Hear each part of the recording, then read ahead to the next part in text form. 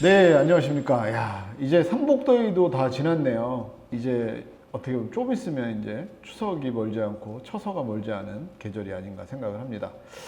오늘은 여러분들 그 평상시에 보면 뭐 사업 시행 계획인가, 관리 처분 계획인가, 뭐 이런 얘기를 하는데 도대체 뭔 얘기인지를 잘 모르겠잖아요.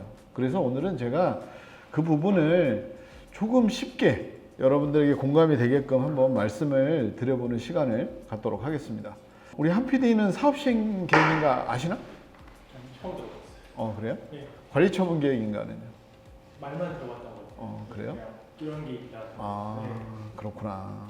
그래요. 사업 시행인가 관리 처분 계획. 이거에 앞서서 여러분들에게 좀 드릴 말씀이 있어요. 전에 제가 우리 방송 찍은 거 보면 그 토지보상 역사에 대해서 잠깐 이야기를 했었잖아요. 그리고 나서 뭐가 있냐면 여러분들이 조금 이해하기 쉽게 제가 말씀을 드린다면 사실상 이 뭐 토지보상이 됐든 아파트가 됐든 지역주택, 도시개발사업, 재개발, 재건축, 모아주택, 가로정비주택 이런 수많은 얘기들이 있잖아요. 근데 이거를 여러분들 다 생각 안 하셔도 돼요. 제가 그 말씀을 드리고 싶어요. 왜냐하면 내가 얘기해놓고도 내가 들어도 내가 복잡해. 산업단지 뭐 엄청 다양하잖아요. 뭐 유통단지. 그런데 이거를 이렇게 들으면 저도 모르겠어요. 먼저 오늘은 제가 아까 사업시행 계획인가랑 관리처분에 대해서 말씀드린다고 했는데 말이 어려우니까 우리가 그 말이 어려운 것들에 대해서 어떻게 해야 되는지 한번 어떻게 이해하면 쉬운지 한번 얘기를 하시자고요. 오늘은 한번 보시자고요. 예를 들어서 토지 수용을 하잖아요. 그러니까 재건축은 아파트를 새로 짓는 걸 재건축이라고 하잖아요. 그죠? 더 높게. 그렇죠? 재개발은 그 노후된 지역이나 이런 곳을 다시 다 허물고 새로 짓는 거를 말하는 거예요. 그러면 지구 단위 계획이라든가 도시개발 사업은 지구 단위는 조금 작은 계획의 도시 형태를 만든다면 도시개발 사업은 더 큰 형태의 뭐 동사무소도 있고 뭐도 있고 뭐 이렇게 만든다고 보시면 돼요. 그러면 결국 뭐냐면 재건축은 새로 짓는 거고 재개발이나 도시개발 사업이나 이런 것들은 뭐다? 좀 더 크게 짓는다 라고 보시면 돼요. 그러면 여러분들이 그러한 일들이 생기면서 가장 궁금한 게 뭘까요? 본인이 만약에 재개발이나 도시개발에 들어갔다면? 돈이 있죠. 뭔 돈? 그러니까 지금 제가 제 재산이 얼마인데 여기서 돈이 더 얼마나 필요할지. 그거 어디서 들은 건 있구나. 예, 말씀을 드려볼게요. 다른 거 없어요. 우리나라가 지금 현재 문제가 되고 있는 게 뭐냐면 옛날에 공익사업법, 일명 토지보상법은 강제로 타인의 땅을 뺏는 거예요. 하고 적당한 보상, 딴 데 가서도 살 수 있는 상당 보상설이라고 하거든요. 하는데 지금의 문제는 개발이익 배제라 그래서 보시자고요. 이 얘기를 드리는 얘기는 제 말씀 중에 옛날에 그 지가증권이라고 여러분 아마 인터넷 검색해 보시면 나오는데 그 문제가 뭐였냐면 보시자고요. 예전에 땅이 많은 사람들을 국가가 농지를 뺏었어요. 뺏고 증권으로 줬어요. 그때 당시에 쉽게 말하면 이제 돈으로 준 거예요. 5년 있다가 내가 뭐 100만 원을 줄게, 200만 원을 줄게. 여기서 소출되는 쌀의 양이 이 정도니까. 그러면 우리가 여기서 얘기할 수 있는 게 뭐냐면 가격 시점이라는 게 있거든요. 1970년대 100원짜리가 나왔어요. 2025년도에도 100원짜리가 있거든요. 그런데 1970년대 100원일 때는요, 저희가 라면도 사 먹을 수 있었고요. 3개, 4개 주면 짜장면도 사 먹을 수 있습니다. 근데 똑같은 그 100원짜리를 지금 짜장면을 사 먹으려면 한 70개, 80개 들고 가야 사 먹거든요. 이걸 우리 인플레이션이라고 합니다. 그러면 대한민국의 양반이 없어진 이유는 1949년, 48년에 농지개혁이 이루어진 거예요. 그래서 똑같이 옛날에 채권을 받은 거예요. 받았는데 100만 원을 받았거든요. 근데 전에는 쌀 10가마니 살 수 있었는데 3년 있다가 보니까요. 쌀을 한 가마니밖에 못 사는 거예요.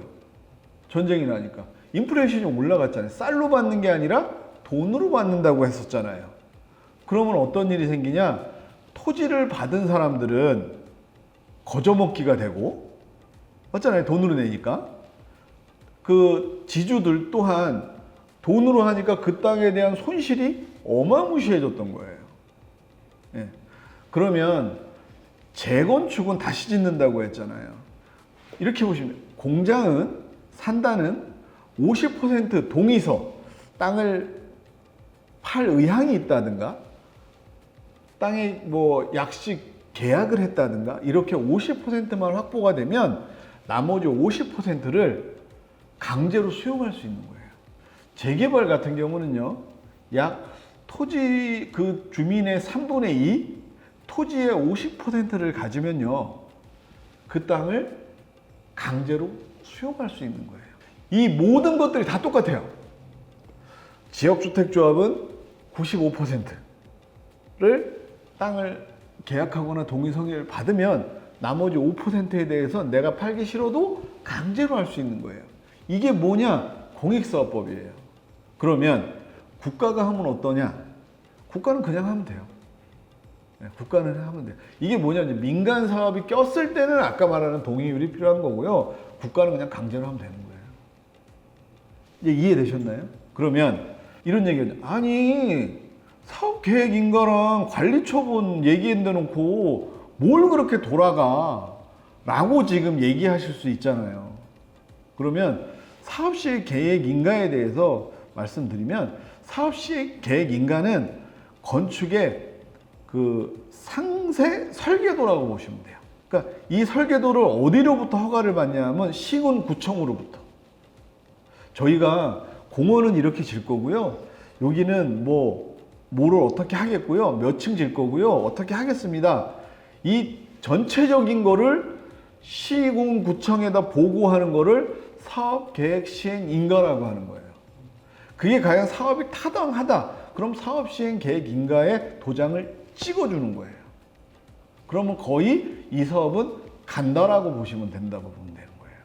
그러니까 이렇게 보면 돼요. 사업시행계획인가서에는 건축과 사업 실행에 대한 구체적인 내용, 뭐 공원은 어디에, 도로는 어떻게 낼 건지, 건축물의 높이, 얼마만큼 넓게 지을지, 상하수도는 어떻게 될지, 가로등은 어떻게 될지, 아파트 동은 어떻게 배치할 건지, 조감도 평면도는 어떻게 되는지, 총 몇 세대를 지을지, 조합원 분양은 몇 세대고 일반 분양은 몇 세대인지, 또 임대주택은 몇 세대로 할지를 이 사업시행계획인가 때 결정짓는다고 보시면 되는 거예요.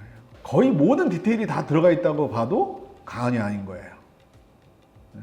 그런 다음에 뭘 할까요? 아니 그 봐봐요. 우리가 어떻게 질 거라고 나왔잖아요. 그리고 그 인가가 떨어졌어요. 그러면 그 다음에 뭐 하냐면 분양 신청을 받는 거예요. 나 몇 평에 들어가고 어떻게 하고 어떻게 할 거야.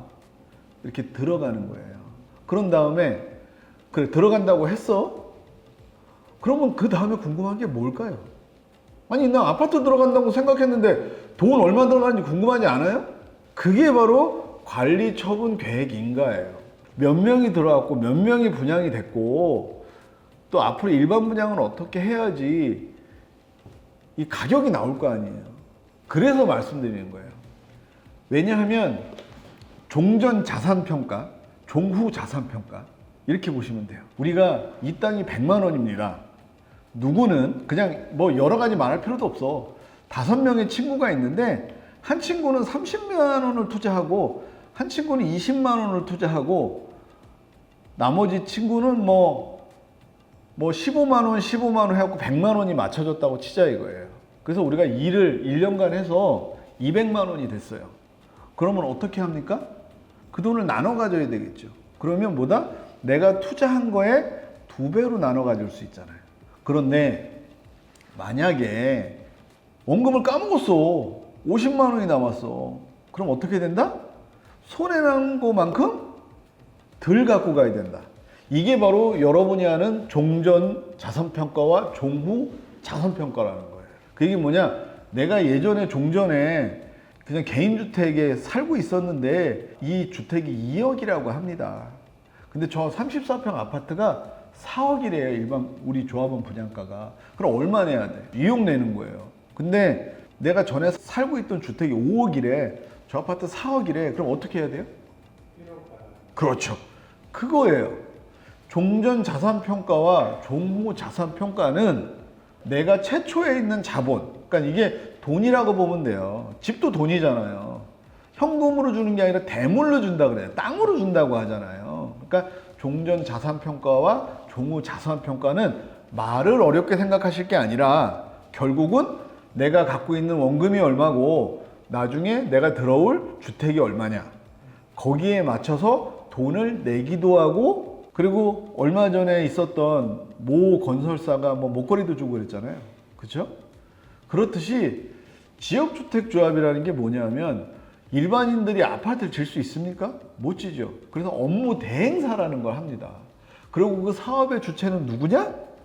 주민들이에요. 주민들이 모인 걸 우린 조합이라고 해요. 그런데 이 사람들이 모르니까 모델하우스 짓는데 50억밖에 안 드는데 70억이라고 하고 사업비가 부풀려진다는 거예요. 그럼 이 돈에 대해서 고스란히 이 돈은 누가 책임진다? 조합원이 책임진다. 주민들이 책임진다 이거예요. 그러면 관리처분 계획 인가가 떨어진다는 거는 아까 제가 말씀드렸듯이 사업시행 계획 인가가 나고 조합원 분양 신청이 되고 관리처분 계획 인가, 가장 중요한 분배계획 확정을 하는 거예요. 분배계획 확정. 어떻게 너는 얼마 받고 나는 얼마 내야 되고 뭐 요걸 확정. 그 다음에 이루어지는 것이 바로 이제 가야지. 이주하고 철거해야죠. 그런 다음에 착공해야지. 그런 다음에 분양하는 거예요. 아주 제가 큰 테두리 안에서 말씀을 드린 거예요. 그러니까 이거죠. 결국 관리처분 계획인가는 내가 얼마 받고 얼마 주는지 라고 생각하시면 될 것 같아요. 비례율? 네. 비례율이란 말이 나오고 그런 얘기를 하다 보니까 그러니까 비례율은 사업성을 얘기하는 거예요. 네. 그러니까 이게 사업성이 좋다. 내 돈이 덜 들어간다. 라고 하는 거예요. 그 얘기를 뭐냐면 보시자고요. 우리가 재개발이 됐든 동의율도 필요하고 강제 매수도 해야 되고 도시개발 사업도 하고 다양한 것들이 있잖아요. 뭐 환지도 마찬가지예요. 환지가 환승, 교환, 환이에요. 그거는 내 땅을 맞바꿔서 받는 거거든요. 그러면 이렇게 보면 돼요. 헌 땅 줄게 새 땅 다오. 이것도 환지예요. 비례율이라는 건 뭐냐면 처음에 내가 이 지역을 민간 사업자가 개발을 하려고 하는데 야, 너의 집은 싸고 아파트는 비싸. 이러면 사람들이 동의합니까? 안 하죠. 너의 집은 비싸고 네가 내야 될 돈은 거의 없어. 이걸 비례율이라고 하는 거예요. 그 얘기는 뭐냐? 사업성이 좋아요. 그래야 사람들이 동의를 한다는 얘기예요. 그런데 문제는 지금 한간에서 떠도는 얘기들 보면 뭐 한남 3구역, 5구역 지금 얘기들이 나오거든요.